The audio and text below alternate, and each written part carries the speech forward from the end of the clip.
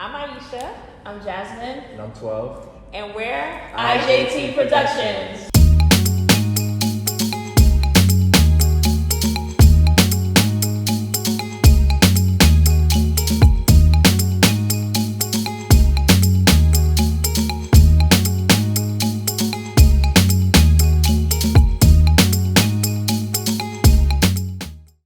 Hey everybody, welcome to another video from IJT Productions. And we're here today to celebrate Women's History Month, Women's Appreciation Month. And we got some guests with us today. So before we get started, I want to shout out to Aisha and Jasmine, the co-hosts to this panel. And today we're gonna have a wonderful conversation about entrepreneurship through the lens from women that are up and coming, that's been doing business and doing wonderful, great work in their particular industry. So let's get started, everyone. So, with that said, we have 5 beautiful ladies on tonight, and they could have been anywhere in the world, but they're here with us. So, the first question is for anybody can go first, and please introduce yourself with your name, what do you do, and how long have you been in your industry? Okay, I'll go first. My name is Tiffany Grenade. I am a New York State real estate agent. And I've been a real estate agent since, I would say, it's less than a year. So I'm coming up on my year. And that's pretty much it. Thank you for having me. Yeah. Okay, who's next? Go. Okay, Hi, everybody. I'm Joselina. I am a designer. I'm a stylist. And on the side, I'm a personal transformation coach as well. But I have been designing since as far as I can remember, pretty much since I was like about 6 or 7 years old. And now I have an online store. My urban collection launched in 2019. And here we are. Okay. Good evening, everyone. God bless. My name is Gean. And for those who know, I am DJ's mom. Mm-hmm. I am an entrepreneur. My company name is Gean Hands of Healing. I practice holistic therapy, healing through the herbs, natural, nature, all organic. I make tea blends. I also make handcrafted food seasonings, all natural with no additives. I'm coming up on my 6th month, but the company has been into the making since 2011. So I'm officially, quote unquote, an entrepreneur because of taxes and numbers and all that old good stuff. I don't have my online store as of yet, but I do have an Instagram page, Gean Hands, and thank you for having me. Okay. Greetings, everyone. My name is Burrell Colbert. I am the founder of Born Creative. I'm a serial entrepreneur and a professional dancer and choreographer. Okay. All right. I was just talking about choreography. Okay. So I'm gonna get with Beryl after this. So ladies, just a question. How did you guys get started? Like, what made you come up into your industries? Anybody can take a jab at that. So I guess I'll jump back in. As far as how I got started, I am a creative first and foremost. And really that understanding of who I am and how that allows me to contribute and innovate in the world is what got me started on my first business, which led me a couple businesses later to this particular venture. I started out just dancing and then got into choreographing and creative directing and producing and things like that. But really, the pivotal moment for me was actually, and to make a long story short, I had a surgery and I couldn't dance for a while. I couldn't dance for over a year. I actually couldn't walk for a long period of time. But during that time period, it actually really forced me to explore other avenues and how I could use what I learned through the arts and during my time dancing and during my time studying music and things like that, and actually operationalize that and use that as a modality for other things like healing and wellness and transformation for different communities. And one thing kind of led to another, which prompted a lot of exploration, which prompted other creativity and developing programs. And honestly, from there, it was, just a rocket ship, essentially. One thing just kind of begot another. And being open to other avenues and just being committed to the arts and creativity.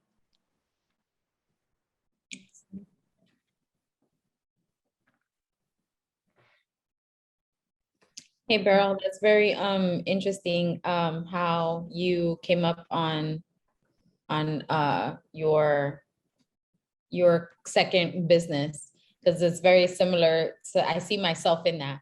I was a gymnast for the first like quarter of my life, and I had an accident as I was really young. And at that time, I remember I was in camp and my mom came into my room and she kind of thought it was a little bit tomboyish or whatever. And I've always been able to draw since like I've been able to pick up a pencil, right? And she left my first Vogue magazine on my bed. And I was freaking out because I used to be into comics. I used to design my own comics. I'm a Batman fan. So that's what I would live, breathe, study, right? Batman. And I came back in and I had a Vogue magazine on my bed. I was like, what is this? And why do I have it? Like, what? And, she knew me too well, I guess, however mothers know their children. After she left me alone with that magazine for quite some time, right? And I still do this to this day. Whenever I get a magazine or something of the sort, I'll like flip through it from front to back and then start again and actually really dissect it. And by like the third time I did that, I was like, I think this would look better if it was this color. I think this would look better if this was on it, or if it had this, or if this model was wearing it. And then I turned to her like a week later and I was like, I think I want to design clothes. And she was like, great. As long as it wasn't me designing comics, she was happy. And that's pretty much how it started. Then the other part of it is my grandmother, she was the one that taught me how to sew. I learned how to sew by hand first and foremost. I didn't learn to sew by machine until I got to college. And so I used to make all my little clothes for my, dolls and things like that. And, used to do mock runway shows and things like that in my living room on her, living room table in my dolls. But it's very interesting that out of an injury, you brought this new business to life. And out of that business was born. And it's very, very interesting that someone else had that experience. It was like that for me. And now as an adult, it's the same thing. I was really noticing, not seeing Afro-Latinas in media, in fashion. I'm like, bro, it's 2019. Like, really? There's still not women that look like me.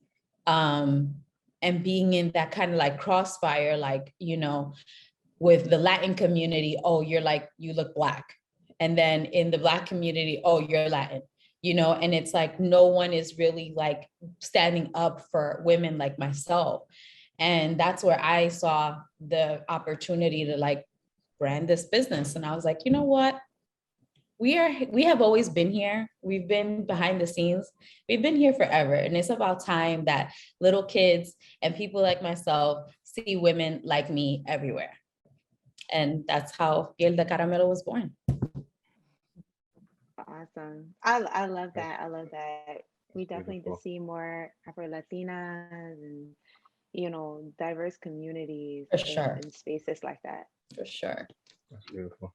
Yeah, it's really important. I'm a real estate agent and I am in that white male dominated industry. You don't see a lot of women that look like me. I mean, now you're seeing more of it. But what's got me started in real estate, I think I was kind of brought into it. I would say my mom, she had owned real estate. So that's something I always looked up to her, and I was like, wow, like, so like that was my first picture. I knew that we can do it. I knew that we were out there.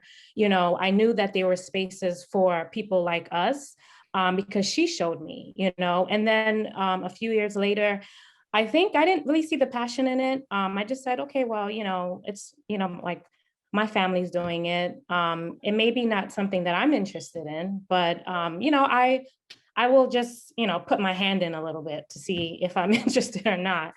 But when I did that, I would say a few years ago, I did like a home renovation and I loved it. I did it from start to finish. And I was like, wow, okay, I can see things connecting. Like, I see that maybe I might be interested in something. So I took the real estate exam. Actually, I was supposed to take it since 2017, but, a lot of things happened. And then 2021 came and I was like, okay, it's time to take it. Like, I mean, it's COVID, like, I need to just, take the initiative to do it. And I did it and I passed. And ever since then, I felt like, that I found my purpose. I found that this is something that, I can thrive in. And, I would want to bring people along with me on the journey as well, too. I think we all need to learn about real estate and, not just people who have licenses, but, I'm a firm believer in everybody owning a piece of like real estate at some point in their life.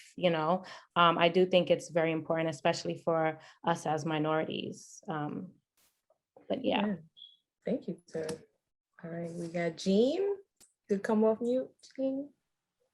Yes, what got me into the holistic therapy was health issues, personal health issues. And just a little background, I'm a retired substance abuse counselor for 22 years. I've been in the field, so I know what addiction to do, and I know how you can become addicted to medication. So when my health issues started, wreckage of my past, the issues started flaring up, I refused to take the medication. So the diabetes was the first one that I inherited from the family. So I had to lose the weight. So going to the gym, then I started using inflammation herbs, which was the basic two, the turmeric and the ginger. And from there, it just grew for me, just doing research till I just escalated to a house full of herbs. Plus I have OCD. So when I see something I like it, I'm going to buy it and I'm going to keep buying this and I'm going to keep adding that and then I'm going to keep doing this. Now to go all the way back, I've always, like my company is called Gean Hands of Healing. I always had a gift with my hands. I have a green thumb. DJ will tell you, he grew up with plants all through the house. I make pomades for your hair. I used to do that for my daughters when they was little. I crochet, I knit. A lot of creation comes from these hands. So, and it's a healing process. If you want a blanket to cuddle up in, I will crochet you and knit you a blanket, a nice shawl. I did stuff like that for my grandbabies and my children. And the herbs that I use, they really do work. People don't know about what God created the earth and for the earth to heal the land, to heal us on the earth. There's a lot of herbs out there that can do the same thing the pharmaceuticals is getting paid for. The doctors is not going to tell you, what they do tell you is not to take too much herbs. Don't drink too much herbs, herbal teas and this and that. Don't get me wrong, they do have their little shortcomings because they're blood thinners. Natural herbs are blood thinner. They do thin your blood. If you get cut, you will bleed, depending on how deep the wound is. Okay, so if you're going to have surgery, you got to abstain for a couple of weeks from drinking any type. I'm even talking about the bootleg ones they sell in the stores, and I call them bootleg. Did my research. I compared the herbs from tea bags to the herbs that I purchased. I will never buy a tea bag ever, and I've stopped buying tea bags years ago because you get dust. I've, like I said, through my research, I've learned so much about what the herbs can do for the body, from your mind, from your hair to your skin, to your blood, to your liver, your kidney, you name it, I got it in here. Okay, and it works. As a matter of fact, while I was sitting here, somebody just texted me. One of my customers' cousin just texted me from Atlanta. I don't even know who he is.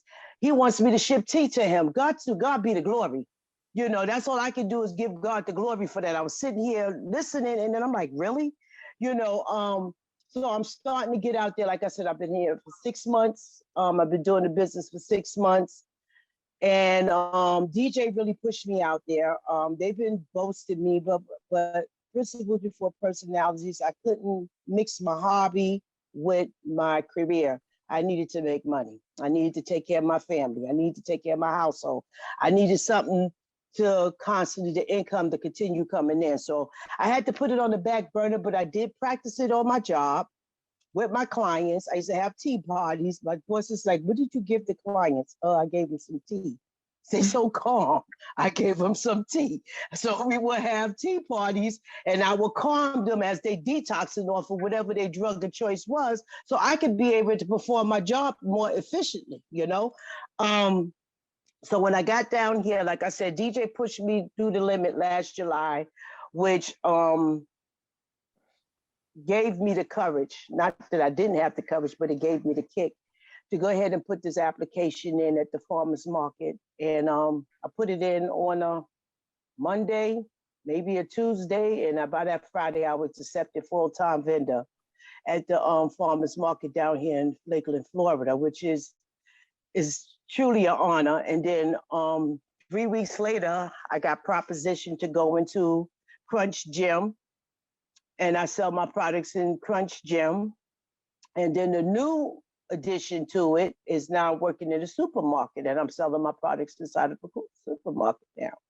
So that's how Gean Hands and Healing began. It was more of a personal hobby, more personal for my self-healing that I'm sharing with the world. Wow, that is so amazing and so inspiring. I'm gonna have to holler at you, okay, Gean, after this, okay? Because the girl's sick. But I have also the lovely Kelsey here. So Kelsey, we just wanted to know, how did you get started with your business, and how did you know that this was your purpose? So I know that there's a lot of women on here that do a lot of different things. And for me,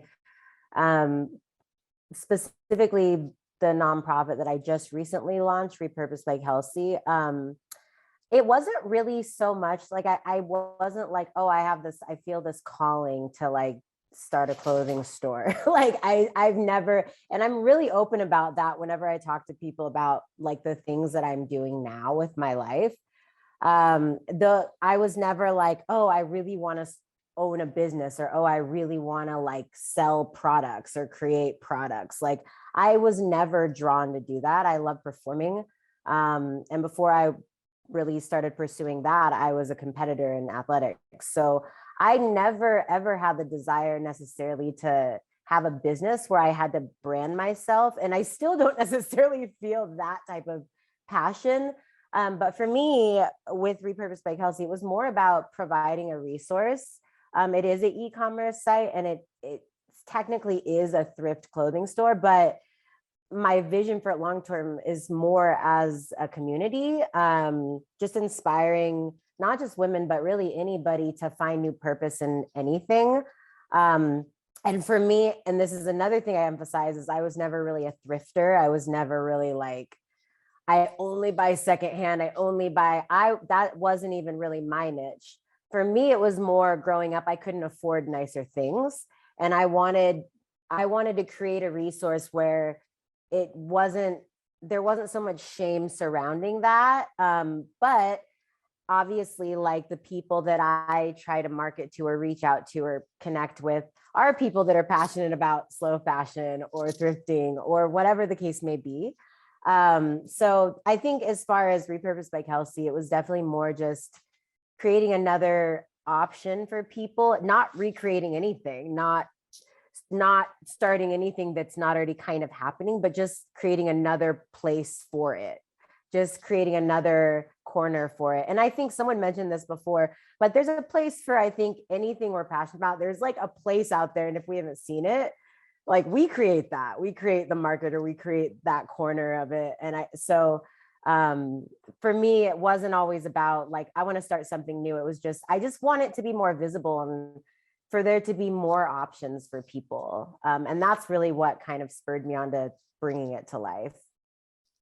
Thank you so much for watching. Please share, subscribe, and like, comment. We appreciate you all, and thank you all for watching.